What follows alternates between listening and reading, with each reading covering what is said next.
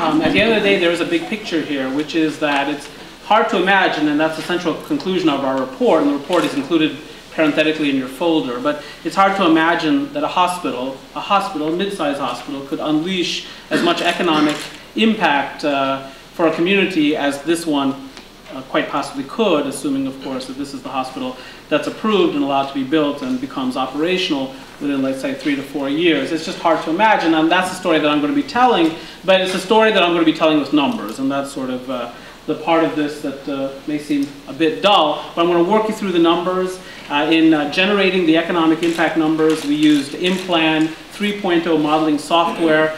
It incorporates or embodies economic multipliers that are specific to the economy.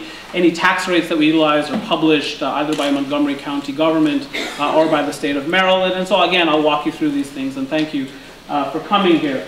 What were our objectives? They were numerous, ranging from trying to understand 2 phases, the initial phase and the long-term phase, because this is the presumption, is that an initial hospital will be constructed, it will become operational, and that sometime in the future, and I don't know how distant, 15, 20 years, it's unclear, that hospital will be expanded.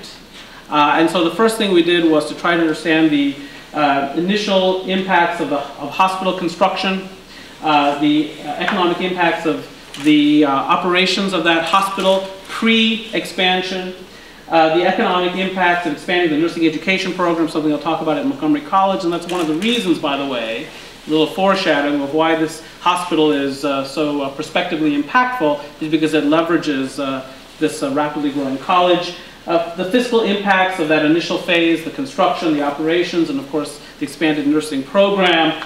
The employment impacts of longer-term expansion. And so then we also, in the later pages of the report, quantify the impacts of what the hospital could ultimately become, which is a quite large facility that would be the anchor of the science and technology park here at the college. Employment impacts of the fully realized Montgomery College Science and Technology Park, because the hospital, of course, will not take up all the square footage of the Science and Technology Park. There'd be at least 300,000 roughly square feet left over, even after the hospital had its full build out. Combination of a hospital on a community college campus as anchor of the Science and Technology Park represents a unique economic development opportunity at a time when the community needs more jobs. And this is true for cyclical and structural reasons. It's true that Montgomery County has the second lowest unemployment rate in the state, but it's still nearly 6%, and a few years ago it was less than 3%. And also structural reasons, because we happen to be in the up-county, and the up-county does not have a proportionate level of jobs relative to Bethesda, for instance, or other parts of Montgomery County. As had been said earlier, this is a place of historic and now prospectively rapid population growth. Montgomery County's population has increased 64% over the past 3 decades, well above the statewide rate of 37%. A disproportionate share of these newcomers are along the I-270 corridor. Germantown Gaithersburg population of approximately 220,000 represents the largest population in our state that is not represented by a hospital. And though, I must say that the question as I've seen it, and I try to stay above any politics, but has not been if there should be a hospital, but where, as I understand it. But nonetheless, this gives you a sense of where we are. And then Germantown area has a relative lack of employment opportunities, just mentioned that a moment ago. Roughly half of the jobs concentration here, as is the case in the balance of the county, which means, of course, longer commutes, so on and so forth. So this characterizes the first hospital, the initial hospital, the pre-expansion hospital, 238,000 square feet, 93 beds, located, of course, on this campus, approximately 140 physicians, and then the expanded nursing education program. The fiscal year that I analyzed, there were about 91 nursing graduates from this college. This would double that to about 182 through a partnership with the proposed hospital. And of course, the new hospital, as had been said, will be the anchor of the Montgomery College Science and Technology Park. And ultimately, the hospital, in conjunction with the balance of the Science and Technology Park, will encompass 1 million square feet. And I want you to keep that in mind. 1 million square feet is a lot of square feet.